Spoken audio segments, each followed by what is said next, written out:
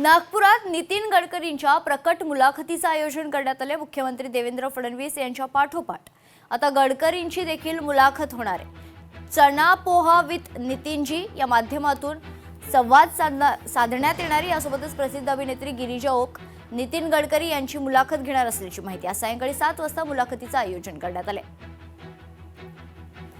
या संदर्भात सविस्तर माहिती जाणून घेऊयात। आपले प्रतिनिधी ज्ञानेश्वर पवार आपल्या सोबत जोडले जातात। ज्ञानेश्वर, चना पोहा विथ नितीनजी या मुलाखतीचं आयोजन करण्यात आलेलं आहे, काय खरं तर वैशिष्ट्य असणार या मुलाखतीचं? अगदीच मेघना, आपण पाहायला गेलं तर नितीन गडकरी केंद्रातले मंत्री असले तरी नागपूर सोबत त्यांचं नातं जे आहे ते कायम घट्ट राहिलेलं आहे आणि नेहमीच ते नागपूरकरांच्या संपर्कात राहिलं आहे। त्यामुळे एक मोठा प्रभाव नितीन गडकरी यांचा जे आहे ते नागपूर शहरावरती असतो।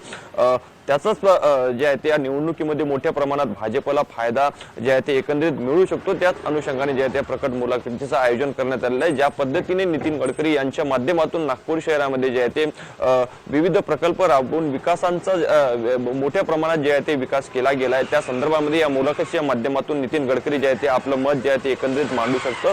नुकतीच देवेंद्र फडणवीस यांची सुद्धा जे आहे ते या ठिकाणी मुलाखत पार पडली होती। त्यांनी सुद्धा नागपूरच्या संदर्भामध्ये काय आपलं विजन असणार आहे, किती कामं केली गेली याचा जे आहे ते एकूणच आकडा या मुलाखतीच्या माध्यमातून त्यांनी मांडण्याचा प्रयत्न केलेला होता। त्यामुळे नितीन गडकरी हे देखील प्रमुख नेते आहेत, ज्येष्ठ नेते आहेत आणि त्यांची सुद्धा आज जे आहे ते प्रकट मुलाखत प्रसिद्ध अभिनेत्री गिरिजा ओक हे घेणार आहेत। सायंकाळी 7:30 वाजता नागपूरच्या NIT गार्डन सक्करदरा येथे ही मुलाखत पार पडणार आहे। भाजपच्या नागपूर भाजपा शहराच्या वतीने या मुलाखतीचं एकूणच आयोजन करण्यात आलं आहे आणि या मुलाखतीकडे जे आहे ते सध्याला सगळ्यांचं लक्ष लागलं नाही। मुलाखतीतून नेमकं नितीन गडकरी नागपूरच्या भविष्यातील विकास संदर्भामध्ये काय बोलू शकतात आणि आजवर काय काय विकास केले या संदर्भामध्ये देखील जे आहे ते या मुलाखतीतून ते बोलू शकतात।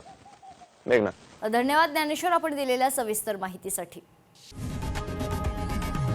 लोकशाही मराठी ऐका, पहा, जागरूक रहा।